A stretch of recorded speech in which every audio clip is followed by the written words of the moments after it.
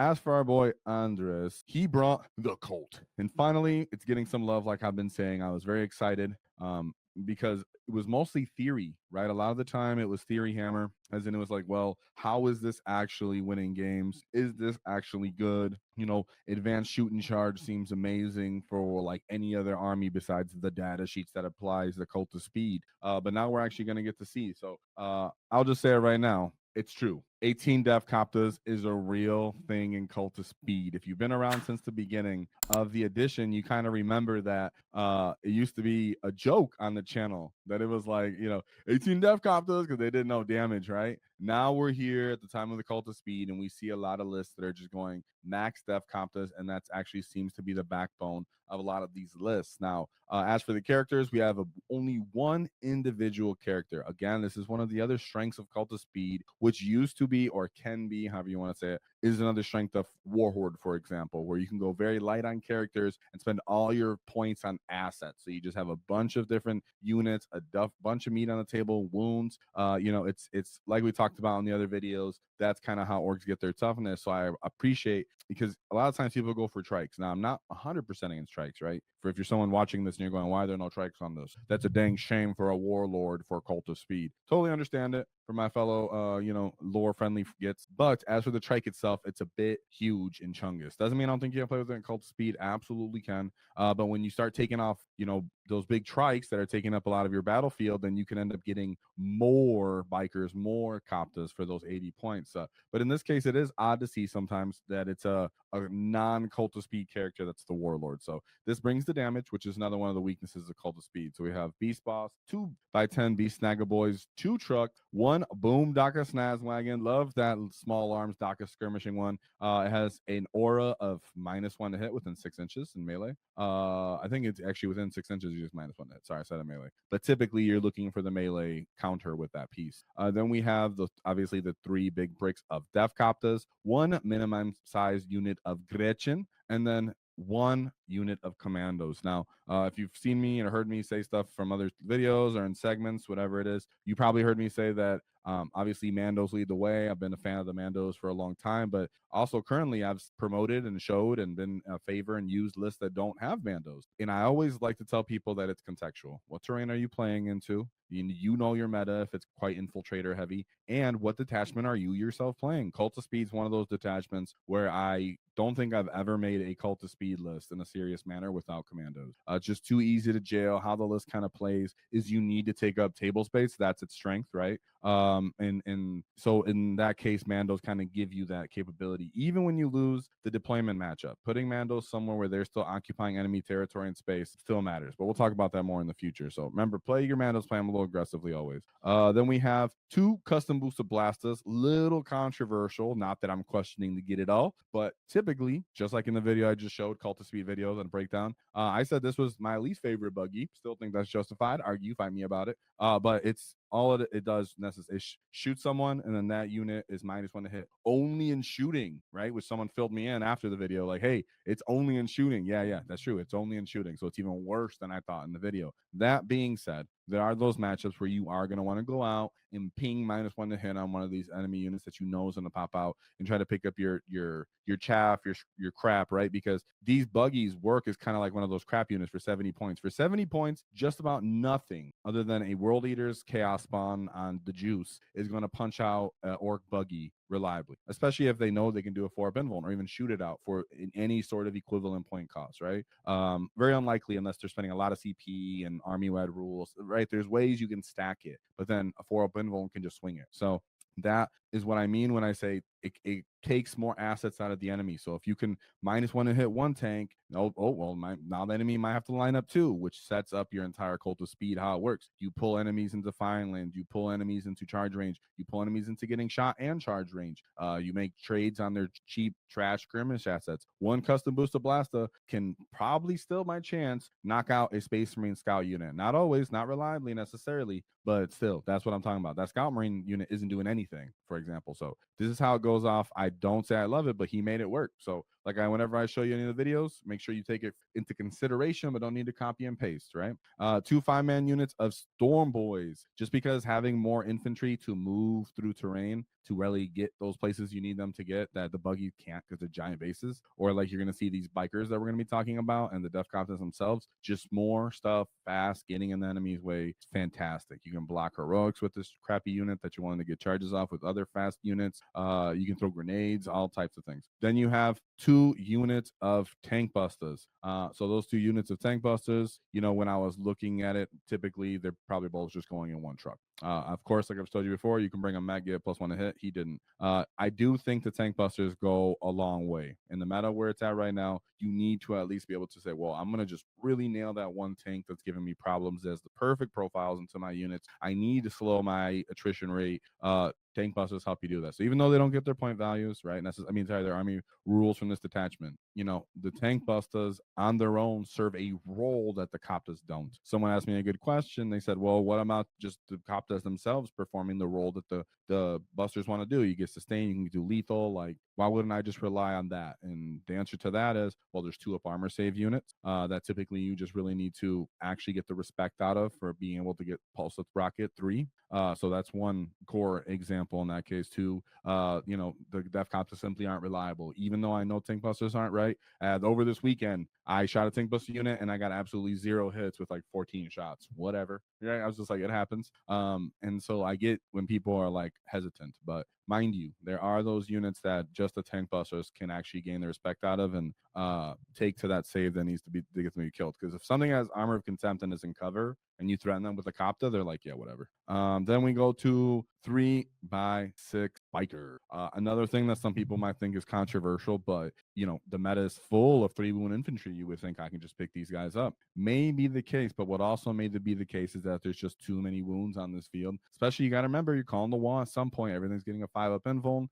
These guys can react to move and even get closer. You're already filling space with the commandos, for example, right? If you get that first turn deployment, make just a big dumb line across the deployment zone. None of your infiltrators are coming, none of your scouts are coming, but I'm coming at you, right? And that's what this list is really trying to hem itself in on, is just a lot of ablative wound, right? I have a bunch of Kopta wounds, I have a bunch of biker wounds, and then I have the buggies plus the infantry themselves. So a little bit of melee from the beast bosses and a bunch of cultist speed stuff from here. So happy to see that there is a respectable amount of cultist speed. Like I said in the other videos of how to play a cultist speed, you know, the support units act like a cartilage to your list. It kind of holds it together. So it's not just cultist speed units just acting wild and reckless. So let's take a look at this Git's path to victory. Another thing to check out is our sponsor, the Baron of Dice. They make high quality custom dice. If you enjoy our content and want to show some love, check out the Baron of Dice custom dice, including Wall Tactics official dice. To support us, use our discount code in the description for 5% off, because nobody likes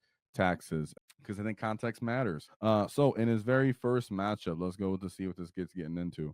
We have the Tau Empire with Monka. So ethereal, 3 big units of broadside battle suits, 2 hammerhead gunships, 2 units of pathfinders, 3 units of skyray gunships, and then 3 units of stealth suits, followed by 2 vespid. So luckily recently got a rep into Tau. Now, what it is for Tau here is, you know, even from anecdotal, but just by knowing how Tau works, that early game, your Koptas 4-up invuln, right? That kind of ablative wounds where they have damage 3 or they have D6, they have 2, giving them a 4-up invuln. You're going to draw a lot of these Tau assets to end up getting in range. Now, Tau do have the assets to keep you off them, right? Which can be somewhat annoying. For example, they have the cell suits, which have their infiltration. They can also put Vespid into deep strike and then come down and get move blocking paths ways of you if they decide to.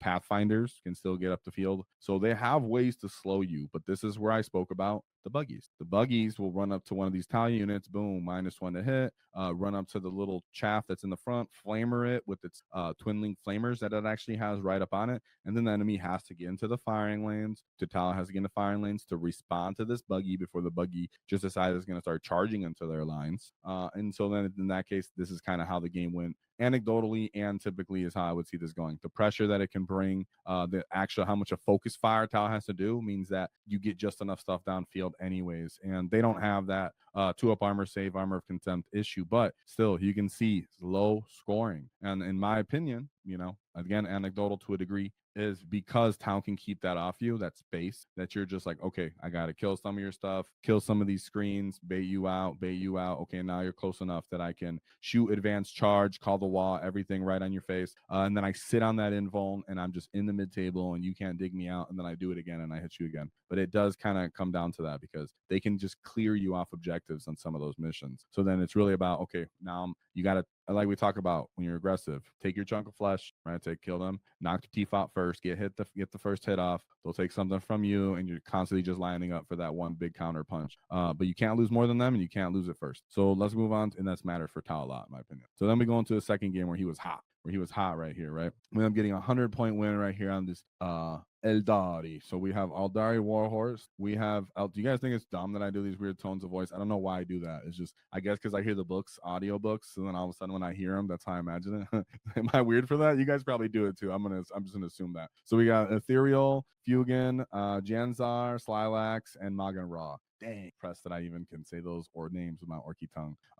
We have some Void Reavers, Storm Guardian, a Wave Serpent, only 1 unit of Dark Reapers, a Falcon, 1 unit of Fire Dragons, small unit of Howling Banshing, Strolling Scorpions, 3 5-man units of Swooping Hawks, and 3 Warp Spiders. So he did have the movement, but this is where Cult of Speed shines, right? Those bikers are running these guys down. They have the little small arm dock of chaff where these guys can just go off. You give those bikers sustain, that could be a problem. Giving those bikers lethal. Lance into any of these Eldar units. Ooh, the volume of punches wounding them on true is just disintegrating them. So even if a unit is, diminished to a certain degree from the Orks, they can just end up punishing Eldar. But you got to be aggressive, right? Like I said, with those Mandos are super important. You got to get them up the field and start getting in the Eldar face, controlling the board space, because another thing Cult of Speed does well is stopping the reserves, right? So shout out to him for this Eldar game, putting up a fat 100 points. I'd definitely like to see what the mission was for this one. But when you have that many bikers, right? You have that many bikers, that many just buggy stuff running up the field, Eldar has nowhere to go. You're constantly getting line of sight on them, constantly possibly attempting charges. You'd be just hunting the little pointy ears. We got third game 3. He's on a roll here. He comes out with another 99-point game, but this time into Mortarion's Hammer. Yep, Mortarion's Hammer was getting it. So we have 2 Lords of Contagion and a Lord of Ireland, 2 units of Death Shroud Terminators, 1 floated bloat drone, triple floated bloat drones with heavy blight launchers, 3 Mephitic blight haulers, 2 units of Plague Burst crawlers, and then 2 units of Poxwalker. This again, not now. People would confuse this when I'm saying be aggressive as to like just throw all your assets up the field. It's not what we're saying. Typically with this Cult of Speed list, you're actually going to deep strike probably 2 of those Deffkoptas units, unless the enemy's aggressive on you, right? If they're aggressive on you, you might keep on the field. But in this case, for the Death Guard matchup, this is about creating space, picking up these Poxwalkers with your non-consequential units, pushing them back, their reserves back, which is something, like I said, Cult of Speed is good with doing. You can use Storm Boys for that to run up the field. You can use your own buggy while it's running up and giving something Landis one to hit.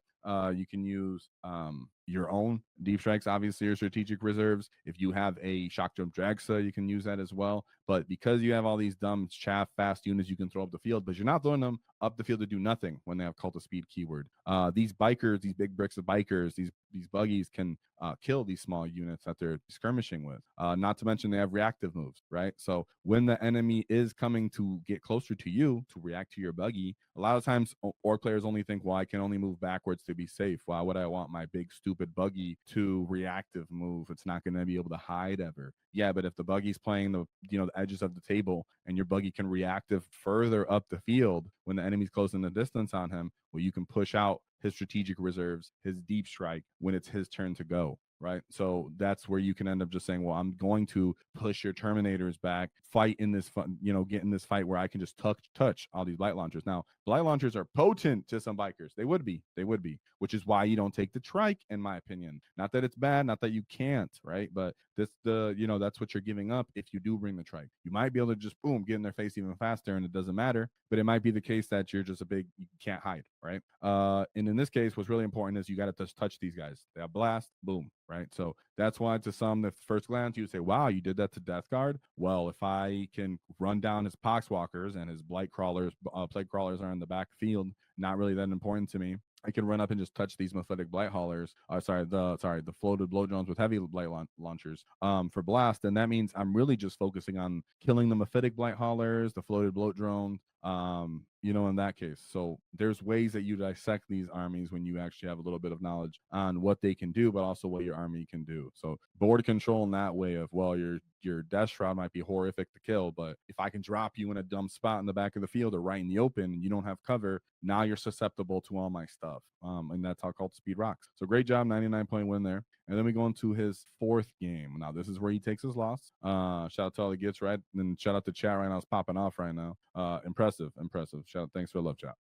So we have his first launch, which was the Kroot Hunting Pack. Kroot Hunting Pack. Yeah. So I guess it was, at least a little cool because at least you got to see some melee. So let's take a look at this and I'll talk about a little bit of the Kroot Hunting Pack and the rules and what to look out for. So we have Commander Shadow Sun, followed by Commander and Enforcer Suit. Again, something Tau does good, which again, anecdotally, recently this weekend just happened where I played Tau. Very similar thing. He only had one character on his list and he had a bunch of stuff. So in this case, 180 points, boom. So he's going to have just a lot of assets. 2 units of Carnivores, triple units of Hammerhead Gunships, triple Kroot Rampagers, 2 Kroot Riders, 3 Skyray Gunships, 1 Stealth Battlesuit, and a Vespid unit. So real quick, let me just say what this hunting pack even does. I had to take a look real quick because I'm probably not too familiar with most of the gets, but in short, Kroots, when they make an attack, you add 1 to the hit roll. If the unit's below half strength, it's 1 to the wound roll. So that's decent. They get a 6-up invuln from melee attacks, and they get a 5-up invuln against ranged attack. And then the important unit in their data sheet, typically the Orks, personally, what I had to look out for, were these Kroot Rampagers. So what they do is, at least for their Kroot line breakers, is actually the important thing that I noticed was when it ends a charge within engagement range, you roll on a 4+, it's D3 mortal wounds. And if it kills a model, then they have to take battle shock. Not to mention, they have a bunch of attacks where, like we've always said before with Orks, it's not that you necessarily need good AP and stuff, you just need a lot of attacks. So that's kind of like their meat / their pressure, their combat, their combined arms asset. They have access to like giving an additional armor penetration with some conditions of the Kroots themselves, and the units themselves are eligible to shoot and declare a charge when that unit has falls back as well. So Cult of Speed, like I said, it's not that you're really that good at killing. So there are times when you're like, well, I'm going to kill something and then hurt something and then lock that thing down, diminish its ability to hit me back because I've touched it. Well, these guys want to fall back anyways and do stuff. They want to run into you when you close that distance, and they have a lot of chief chaff, a lot of just ablative wounds on their unit as well. So it could be very much that they played the aggression game as well. The Kroot player himself, mind you, they actually have long range firepower to assist with these hammerheads, so they don't have to only be baited into either fighting or into just shooting. They can just send out little skirmish fighting units that are close points, and then when you do bring out your shooting assets to respond, they have their own long range ones. So this would be a difficult fight. Definitely was for me in that case. And so that no harm, no foul there, right? You're in round 4. A lot of other players have already gone 3-0. Really odd army on the field, so great job anyways. But I just had to call that out. It just happens at events where you're just like, what's happening, right? And they have other abilities that are just general Tau, right? And they're also saying, yeah, they have access to stealth and -1 to hit. So that would mess up all of our shooting. That summons a big issue for Deffkoptas. If they're hitting on 6s, then you're essentially just relying on getting within 9 and then using sustain 2 to offset that, because otherwise you're just nothing. And like I said before, they're not really that reliable. If tank busters aren't reliable, I'll tell you now, Deffkoptas is even less reliable. Yeah, that being said, great job. Still overall good, and at least you got to get stuck in and not just get shot off the table in that Tau matchup, right? And Sky Rays get to reroll against flying vehicles. Yes. Yeah. Good shout out for that too. I don't even know I forgot that. Yeah, Skyrays get the freaking reroll wounds, so that was even better. But now we move into his last round where he got a big W after this.